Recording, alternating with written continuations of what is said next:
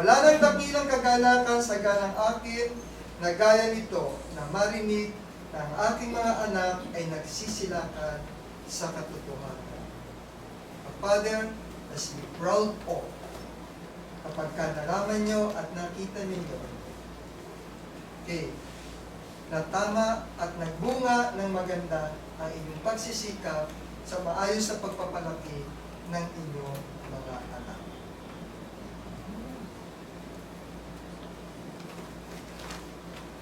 Ito po ay ilan lamang na chapter and verses na makakatulong pa rin kung paano ang kahalagahan ng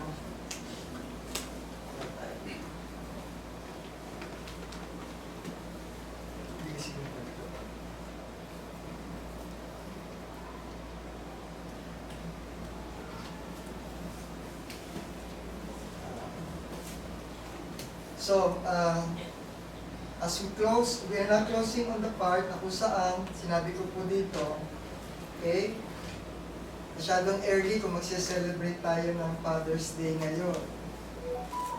Advance pa rin kung 21 next week. 14. 21 po ang Father's Day.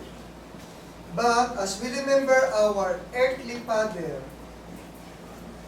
today, or June 21, as part of our Father's Day celebration, let us not forget our divine obligation to honor our Heavenly Father at all time. Iba po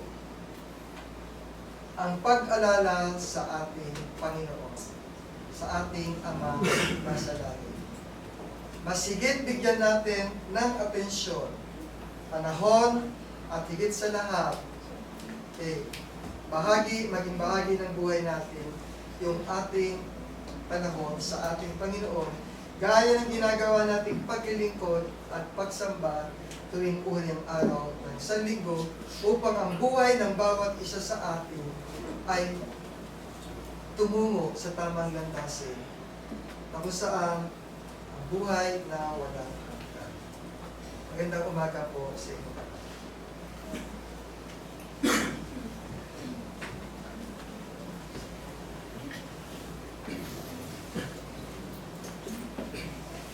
Salamat po sa tulong aral na binahagi po sa ating aking kapatid. At tayo po ay nadapon na sa pagtutulog ng tinapay sa Panginoon sa araw. Tayo muna yung mawit sa page 296.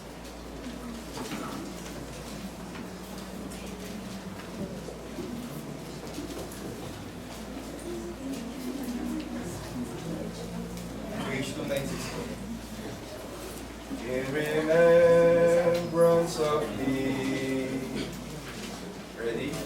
Sing. In remembrance of me, eat thou living bread. 'Tis my body that was broken in your stead. For as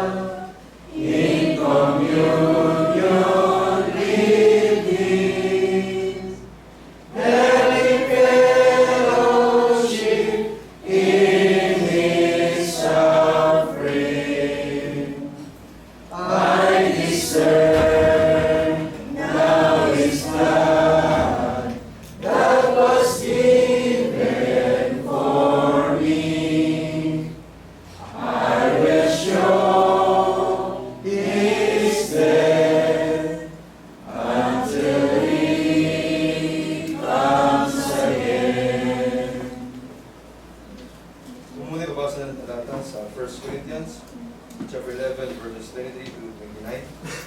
Dito po ang sinasabi. Sapagkat tinanggap ko sa Panginoon ang ibinibigay ko naman sa inyo, na ang Panginoong Isus sa gabing siya'y pagkanulo ay lumampot ng tinapay.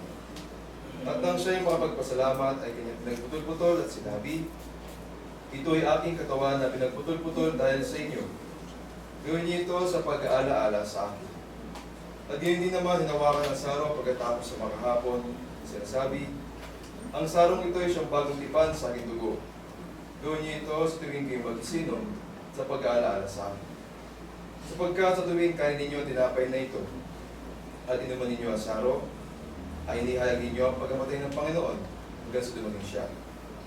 Kaya ang sino mang kumain ng tinapay o uminom sa saro ng Panginoon na di nararapat, ay magkakasala sa katawan at dugo ng Panginoon. Tatapwat siya sa atin ang tao kanyang sarili, at saka kumain ng tinapay at uminom ng saro. Sapagkat ang kumakain at umiinom ay kumakain at umiinom ng hatol sa kanyang sarili kung hindi niya kinikilala ang katawan ng Panginoon.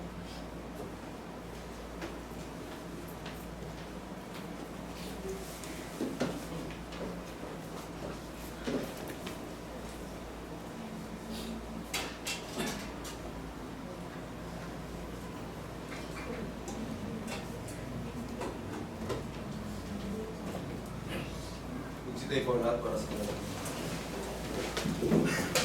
Sa ating po palandilan, hindi ko po ang aking o Diyos sa mga makapangyarihan sa lahat, ang namin po nagpapasalamat na hindi ay minsan pa ay pinagkasi po sa amin ang pagkakataon nito upang nalahanin namin at nalahin ang itong naanak na si Kristo Jesus ng Panginoon. Dalangin po namin Panginoon, hawak na yung mga lingkod, ang katas ng ubas sa sumisumbalo sa mundo, at tinapay ng ligadura na sumisumbalo naman sa ating katawan.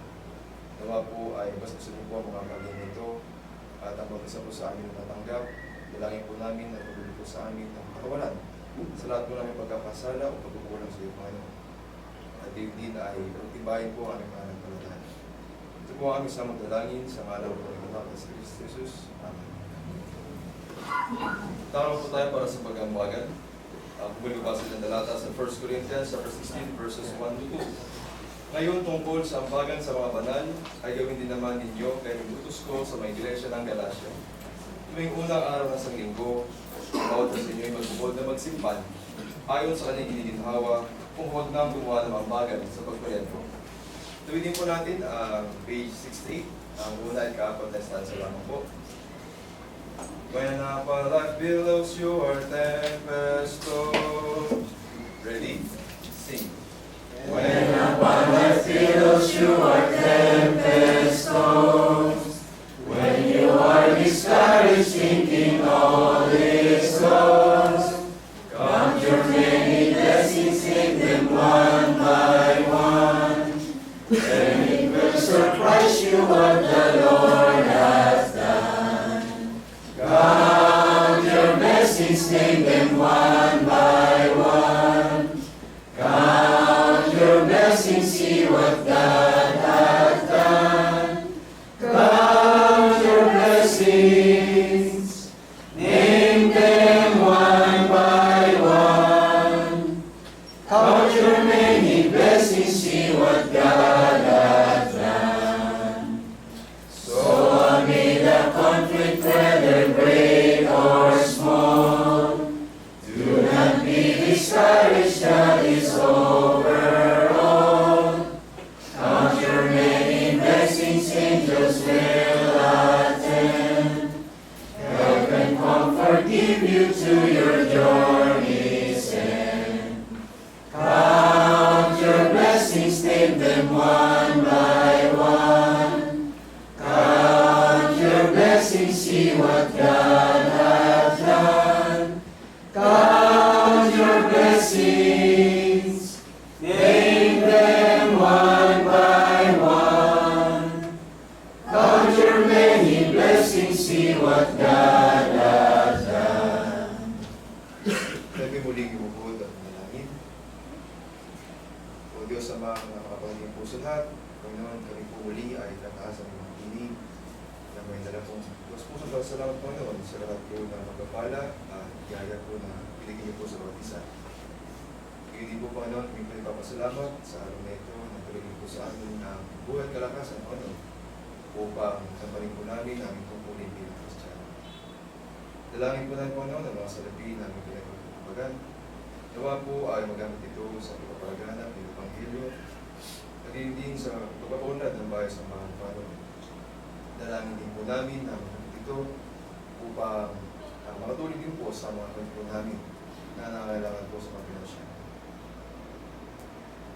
Pinapadangin din po namin Panginoon sa mga sunod na mga araw na patuloy po kami ingatan, kabayan, layuban sa mga kapahamakan Panginoon o anumang karamdaman sa mga negosyo, trabaho at Panginoon ay nataas po namin ang mabinig na nawa po ay ingatan niyo po kami at ipagin po sa amin ang aming pang-araw-araw na pangailangan. At Panginoon, dalangin po namin na paglulit po sa amin ang kapayapaan sa mga puso at isipan. Sa mga bagay pa na hindi po makasambit na may mga labi, ay patuloy po namin pinapasalamatan at pinadalangin. Sa ngalan po ng anak na si Kristo Jesus ang tagapagligtas, ngayon at magpakailanman. Amen.